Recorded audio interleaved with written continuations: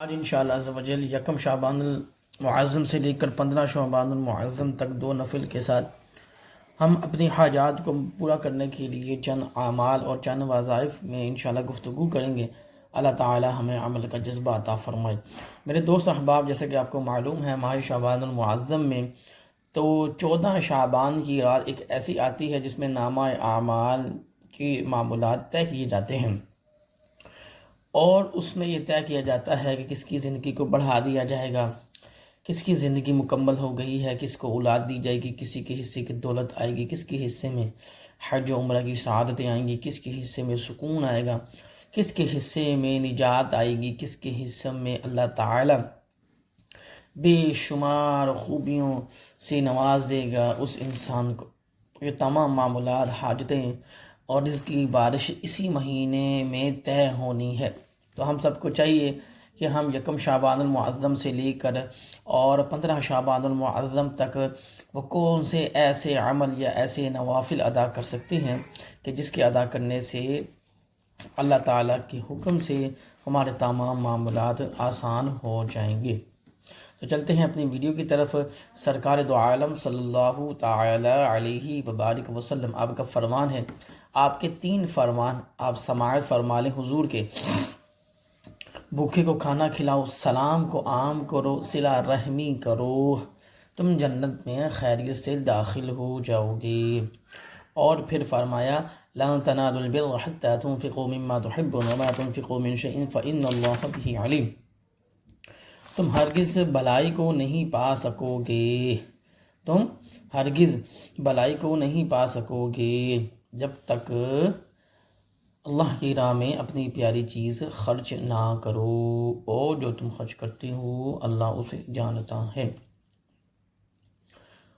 تو اللہ تعالیٰ تو جانتا ہے کہ انسان اللہ کی راہ میں کیا خرچ کر رہا ہے۔ اللہ پاک ہے تو اللہ کی راہ میں پاک مال ہی خرچ کریں گے۔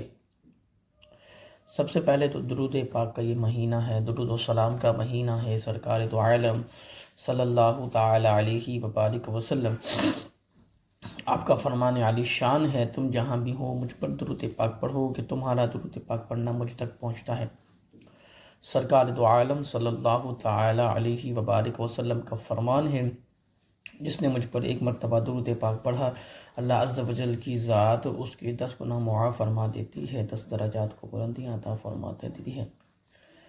تو میرے دوست احباب، یقیناً ہم درود پاک سے ہی اپنی نجات کروا سکتے ہیں، درود پاک سے ہی اپنے مسائل حل کروا سکتے ہیں، درود و سلام سے ہی ہم حضور علیہ السلام کی در کی حاضری نصیب ہو سکتی ہے، درود و سلام سے ہی ہمارے تمام کام بگڑے ہوئے سیدھے ہو جائیں گے۔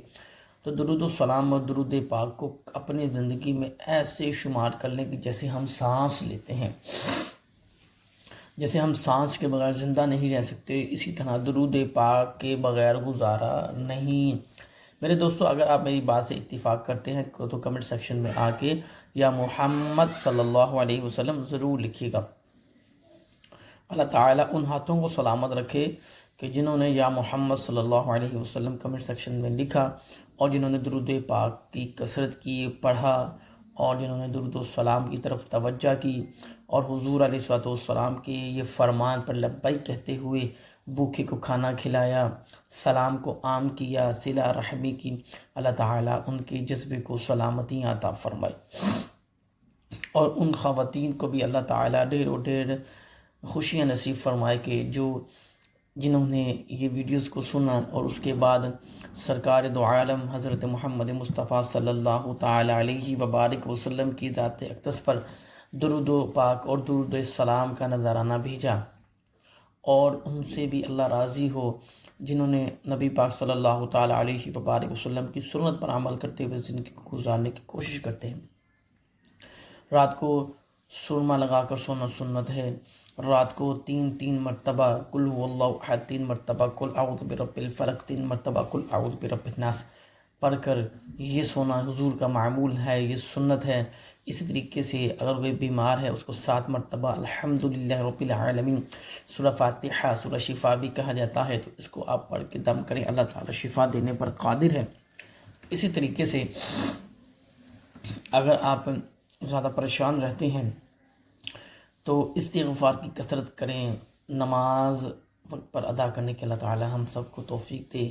فرض نماز، اور اس کی طرف چلتے ہیں کہ سورہ ملک کی میں ہر ویڈیو میں آپ کو بتاتا ہوں کہ سورہ ملک کی تلاوت بعد نماز عشاء لازم کیا کریں، اور سورہ واقعہ کی تلاوت لازم کیا کریں. 3 رکوع سورہ واقعہ کے ہیں اور 2 رکوع سورہ ملک کے ہیں.